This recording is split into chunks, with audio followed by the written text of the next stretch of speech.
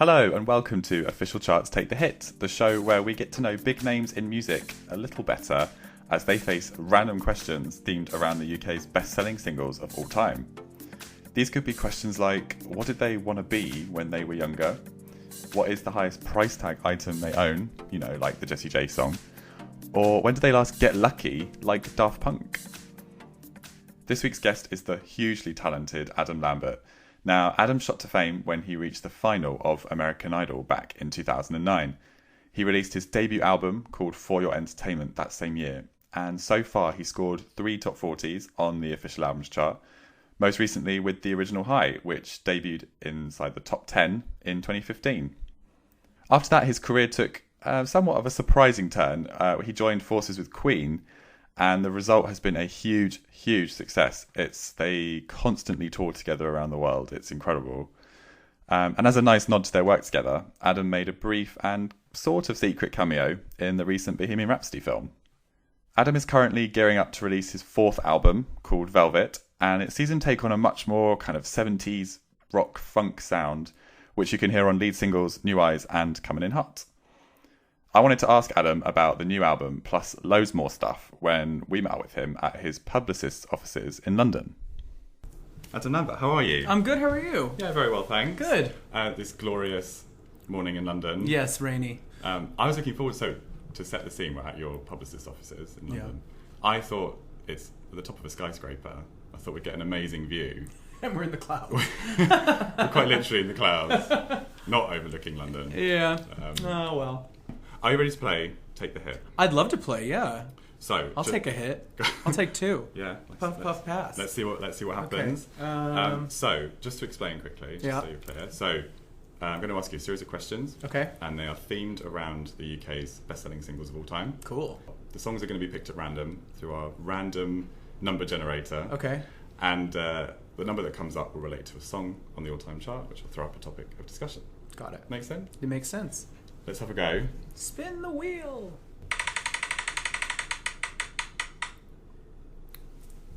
Okay, I got number 22. Okay, so yes.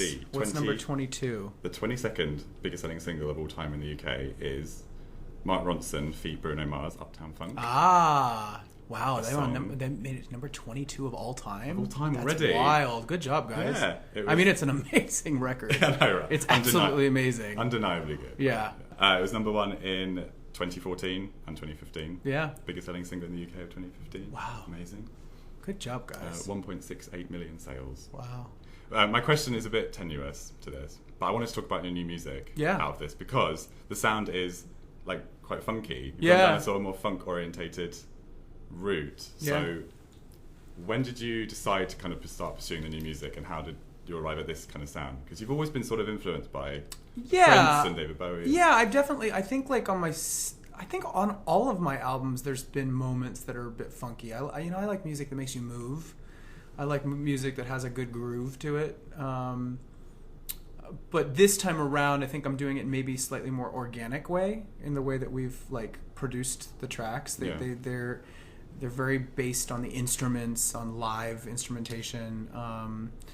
I've always loved that kind of music. I love funk music. I remember when I was a kid, I was like shopping at the CD store, back when you actually went and bought physical albums and whatnot, and I found like a best of type compilation of disco and funk music. And I was in high school, I'm sure, and I put it on when I got home, and I was just like, oh my God. A handful of the songs I had heard before because they were really iconic songs. But then I discovered all these other songs and these other artists, and I just loved it. I like studying things like art and history and things like that, and like kind of getting a lay of the land, like who else contributed to this, what else was major, to see kind of what influences what. But the new track, the latest track, New Eyes, where's that kind of taking cues from? I get kind of a bit of Prince in it, but also there is a little bit of a Prince, but there's also like, I think in the verse it's a bit of blues as well. There's a blues kind of thing going on, and in the chorus kind of it's a little more soul in the chorus. I don't know, honestly, like I grew up in a house where my parents played a lot of vinyl. My dad listened to a lot of classic rock. kind of prog rock and stuff. And my mom was listening to a lot of soul music, Al Green and Sly Stone with the funk music. I remember that Sly Stone album she played all the time. And so I think this song and the rest of the album is influenced partially by that and partially by me sort of seeing and playing the top 40 game over the past 10 years and just sort of getting a little bit frustrated with how everything sort of starts to sound the same, with exceptions of things like Uptown Funk. So there are these records over the past 10 years that stick out because they dared to be different. But so much of the industry tends to kind of follow and copy. And so I was like, okay, well, what else is there out there for me to kind of create that feels real to me, but that is a little different than what I've done in the past? And I started listening to a lot more alternative music that might not be huge, giant hits, but that's still widely regarded as great music or great bands. So stuff people look back on and go, this is still great. Yeah, well, and it's like it's not necessarily about one song, but it's about them as a group or as an artist, and about like the big picture and their long-term influence in music. And I love that. I think that's important. Bands like Tame Impala, for example, or the Black Keys, they've had their moments of songs, but it's more about like they're known for creating this style of music. They're in their own lane, and they've influenced a lot of other artists, including me. And this sound as well, it doesn't feel like you putting on a kind of strange new outfit and trying to fit into it. Which I have the tendency of doing. It feels more... It sounds really comfortable. It feels really comfortable, and I noticed it when I got up on stage to perform it for the first time. It was like a no-brainer. Where in the past I've definitely had singles where I went to go perform them, like, oh, I have to like practice this. This is actually harder than I thought, and I have to figure out how I'm going to do this live. But New Eyes just feels so. There is an effortlessness to it. It flows. It's supposed to feel comfortable. It's supposed to feel like someone's hugging you. Is the rest of the album kind of following that path, that vibe?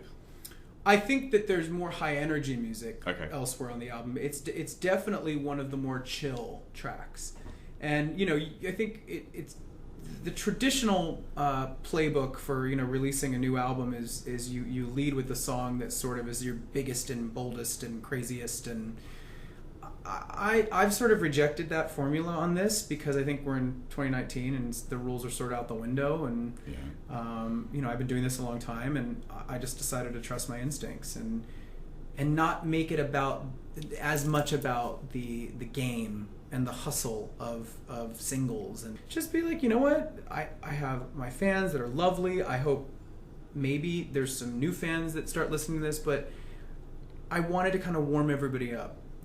Like you're in the kitchen and you put the sauce on the stove and you just bring it to a simmer. Yeah. It's not at a boil yet. It's not ready to have other things brought into it yet, but it's just the first step. It's the appetizer.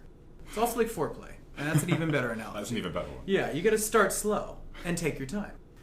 What is one of the bangers on it? Can you give us any details on? Yeah, there's a song coming. I can tell you now. There's a song coming in September. And it's called Superpower. Okay. And it is a banger. That's a banger title. Not that you judge a song by its title. It sounds like how it's called. Yeah, it's good. Excellent. I think anyway. If I do say so myself, it's good. This is a plan, though. I like it. Yeah. It's. I'm just trying to grow the album for people. Yeah. Shall we go again? Yeah, let's go again. I'm talking too much. No, you're not. Number 99. That's a good number. So, number 99 is Ghostbusters by Ray Parker Jr. I love that. A classic, now only heard at Halloween, really. But yeah, right, it's exactly. good enough, right? Yeah. Number 2 in 1984. Wow. It was beaten to the top by another million seller, another huge selling song, Stevie Wonder's "I Just Called to Say I Love You." That's a good one. I feel like it's kind of fair enough that it was kept off the top by that song. Yeah, I mean, Steve, you can't really get in Stevie's way. Yeah, he's an icon. 1.18 million sales in the UK, not bad. So, are you afraid of ghosts?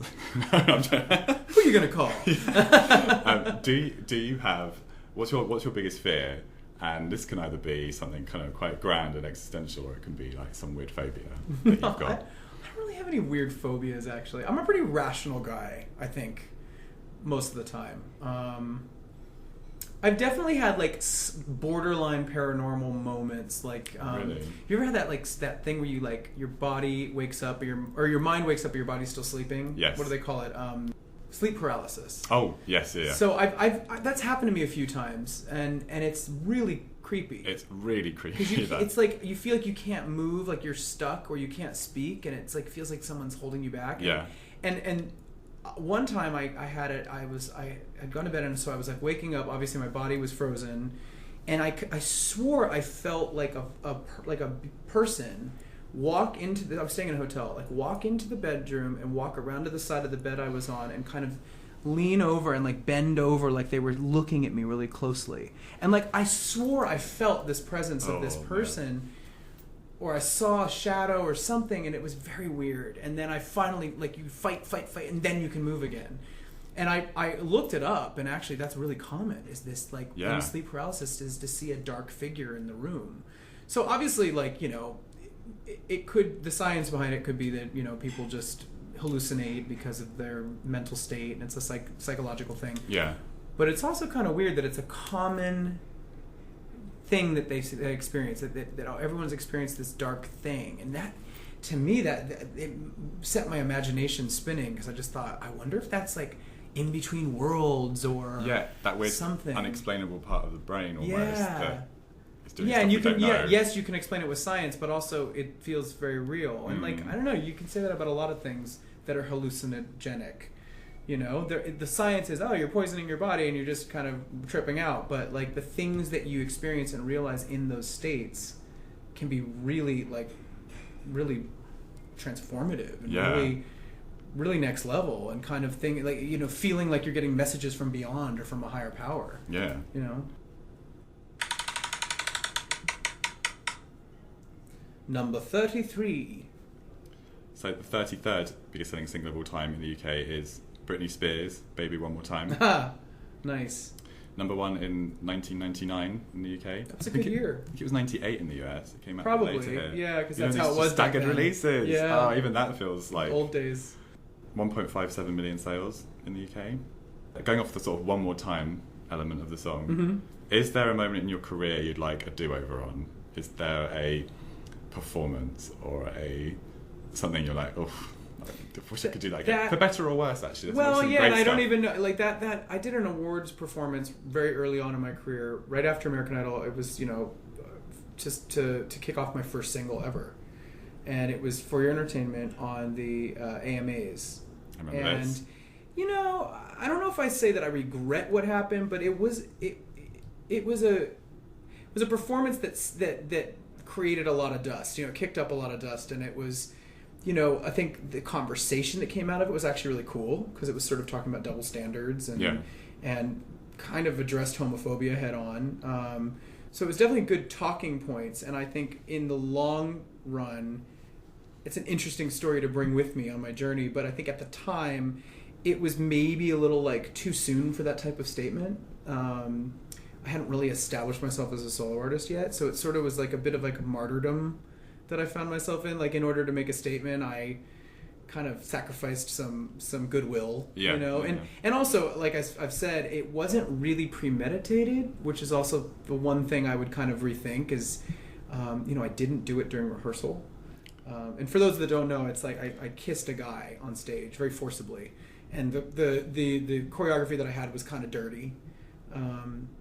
I don't know if it would even bother anybody now. Exactly. It's so funny, I mean, you know. It was 10 years ago, and it was also in the US. But is that because of that performance that it's now not shocking? As in now, like, I don't think I single-handedly changed anything, but I think that it was a product of the combination time. of things. Yeah, but at the time, it was still. If you look at 10 years later, especially in the US, like, we finally have a large number of queer artists that are, and some of which are breaking through the mainstream. Yeah. I think it's still a real challenge. It still is a challenge, but it's definitely like happening. It's happening. It's been proven it works. It can work. You know, maybe some of these artists would be bigger if they were straight. Yeah. But at the same time, that's not a fair thing to say, because what makes them great artists and is who they are. Is that's what they are. That's their identity. That's part of what they are as an artist. Is that they're bringing that narrative to the masses. So, you know, the what ifs are it's kind of silly to do the what ifs, you know? Yeah. And with the performance, it's silly to do the what ifs. I don't know. Some people say, like, you know, would your career have gone differently had you not done that? And I don't know if it was that it lasted that long. I think it just kind of created a little bit of a fear in people, perhaps. Yeah, it kind of freaked people out.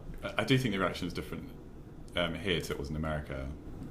There's a bigger population of people to get outraged over. Yeah. I think one thing that I can say in hindsight that I realize now, because it's been 10 years and I'm 10 years older, is that maybe I was trying a little hard. Maybe. And maybe that was a bit off-putting for an audience, whether or not they were homophobic or whatever. You know, an audience member might have thought, that's a bit much for me.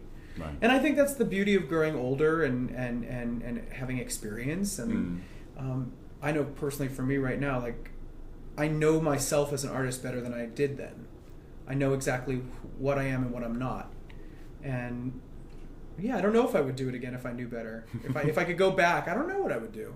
I certainly would sing it better, because it was actually a really messy performance, to be honest with you. Just vocally. And that's sort of where it came from. Is like I was up there and like we had some sound problems and there was like track and band playing and the track wasn't on, and that threw me off, and there was a lot of staging, and then I tripped midway through the performance, and I tripped and I rolled forward, and thank God I recovered, but that freaked me out, and so it was just a disaster. Oh, live and learn. Live and learn, but it was one for the books, you know. Yeah, exactly. And I'm glad it happened, because I think it made me who I am now. Yeah. And you know, luckily, like it didn't cut my head off in the business. You know, right afterwards we had a big hit with "What Do You Want From Me," which, you know, worked out really well. So, exactly. Thank God. Great song. Should we go again? Yeah, spin it. Number 2. So the second biggest selling single of all time in the UK is Queen, Bohemian Rhapsody. Wow. Oh, it's the second. Second biggest. For some reason I thought it was the first. Yeah. I think it was for a while, and maybe they recently got kicked off. It was for a while, yeah. So good, it was number 1 twice in the UK. Wow. In 1975 and again in 91. And it sold 3.82 million copies. Wow. A lot. Yeah, that's for the UK. Yeah. I'm really glad this came up. Yeah. So I get to ask you about I know these guys, yeah. Yeah, you know these guys. Well, I had to just ask firstly, like, what was it like being in Bohemian Rhapsody, the film? I mean, I was in it for a minute. If you blink, you'll miss me. Obviously, I had like a tiny cameo, but it was fun. It was a small but memorable part. Yeah, and it was cool. I got to meet Rami. He's lovely. And I love that it was kind of undercover. Yeah, and that was kind of the fun of it, is that we were like, let's not make a big fuss out of it. It was more just kind of a thing to do for fun. Yeah. You know what I mean? And I was in the UK actually at the time anyway, so I was here. And then they just say, oh, do you want to play this little bit part? And I said, yeah, sure. And it was very cold. Was it? It was freezing. Oh, it didn't look. It was freezing. Oh. And we were out like in the country, you know, near like on an airfield, I think. It was out in, like, glamorous. they were just using like that open space. And yeah, it was really fun. And I'm the trucker that you know, kind of cruises Freddie at the rest stop, and then it's interesting because the rest is to be, you know, imagined by the audience, and I think different people think different things out of that scene. That some people don't realize that what may have transpired is I agree. Some sex in a toilet. Yeah. But and also, who's to say that actually did happen? Maybe that's not what happens. Maybe Freddie just looks at him and has a realization. Exactly. Which is more what actually happens. Yeah, because I also like that moment is in the film, because a lot of people say, you know, the film is a very kind of Hollywood storytelling of his life or something, but I like that those moments are kind of dripped in there. I think it's a clever movie in terms of the fact that depending on who you are as an audience member, you're going to get something different out of it. Like each person gets pulls different things from the story, you know, and it's clever that way.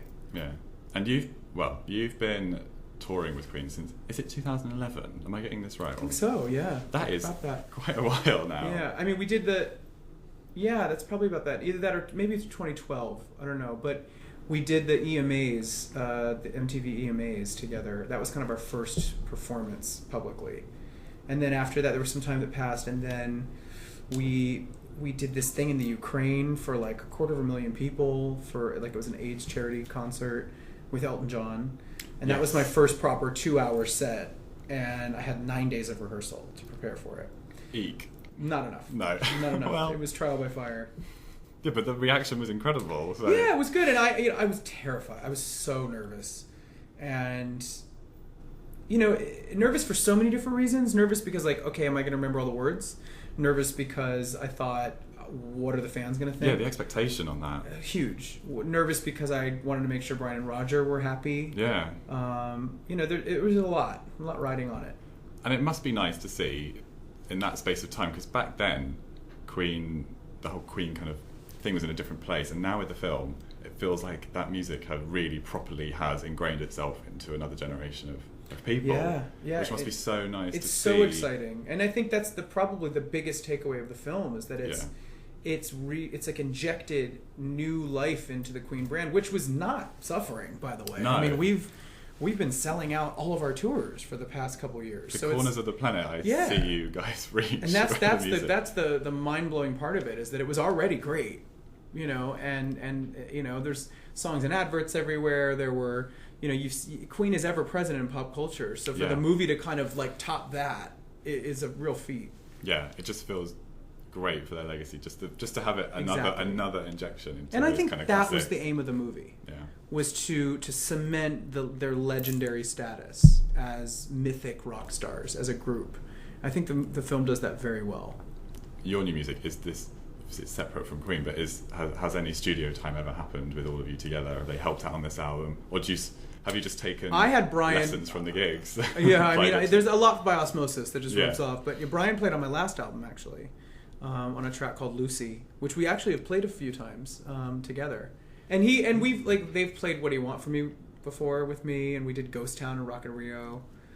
So they've played my songs a couple times, which to me is like such an honor. It's such a mind fuck. I'm like, what? But no, it's funny. We keep getting asked about recording together, and it just really hasn't. The only people that keep bringing it up are the press. They want it. Everybody asks, and I don't know. I think it's like one of those never say never things. Like, who knows? Maybe the right opportunity for the right reason will come up, but it hasn't come up yet. And also at that point, like, is it Queen at that point? Yeah, I was going to say, well, you already do work together, so yeah, and essentially it's Queen plus Adam Lambert. That's how it's billed, because I'm stepping in and singing their songs. Yeah, it's their catalog. So if we were to put something new out together that's original, would it be called Queen? Yeah, is that too to far? Me, Queen is Freddie and John too. Yeah. So I don't know. Yeah. But it's cool that you all work together. It's amazing you get to work with them. It is like the biggest blessing of my career. It has led to so much joy and so much further opportunities and getting to perform in front of audiences around the world that are elated that we're there, and I've learned a lot. I mean, I could go on and on about it. It's been, I know I will look back, in old age and realize that this has been probably the biggest part of my and most transformative part of my career. It's such an honor. Shall we spin again? Yeah.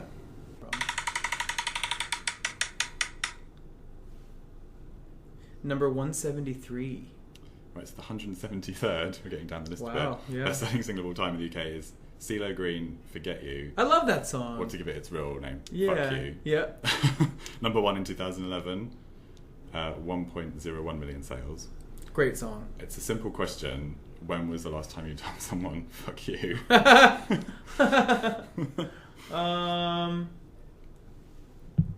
I think the last time I said it was more like a joke, like I was like, taking the piss, like, oh, fuck you. It was probably my publicist. Who just came in, by the way. Yeah, but it was like in fun, we were just messing with each other because we're comfy. But like, are you quite a mild-tempered person? Do you get quite fiery? Do you have to if there's people? I get frustrated with things and like heated, but I don't lose my cool. Like I it takes a lot for me to like get to like fly off the handle. I think I'm pretty measured. I'll get like angsty and have to like talk it out, Do you store things up and then let it all out, or do you I'm I that person. I actually don't know where my filter went. I don't hold I say exactly what I'm thinking in the moment most of the time. And good. sometimes it gets me in trouble. Oh, no, it's good. I think that outweighs. In some ways, yeah. In some ways, not.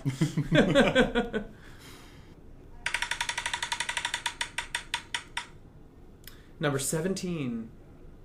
So the 17th biggest selling single in the UK of all time is Believe by Cher. Ah, good one. It was number one for a long time in the UK. I think it was 7 weeks. It's a big hit in the US too, I think. Weeks, yeah. In 1998. And I actually recently got to sing this song for her at the Kennedy Center Honors, and I got nervous because it was a big... First of all, the Kennedy Center Honors are very, like, you know, upscale. It's all, like, Washington, D.C. people, a lot of, like, politicians, and...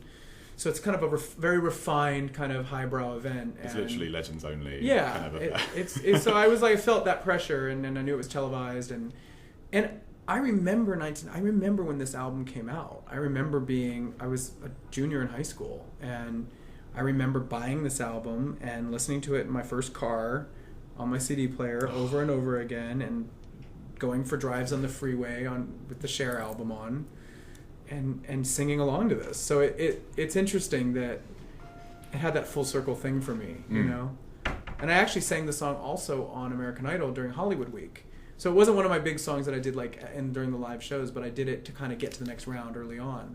So it's been like coming back for me. So for that to see her reaction of the performance after, you know, listening to it in your car and stuff must have just been ridiculous. Well, I couldn't quite see that she got teary. Because she was sort of, you know, I didn't have a camera. You know, it was like I could see her, but there was lights and I was focused, and then, you know, I definitely, like, at the end of the song I made eye contact and blew her a kiss, but I didn't realize that she had gotten so emotional. So when I saw the footage, I was like, wow, that's a special moment. I'll remember that. Yeah. So good. Yeah, thank you. Thank you. Adam Lambert, thank you so much. Thank you. For your time. Yeah. Thanks for playing Take the Hit. Good game. I like this game. We should keep playing it sometime. Yeah. Thanks very much. Thank you. Thank you, Adam, for such a great chat. I really, really enjoyed that.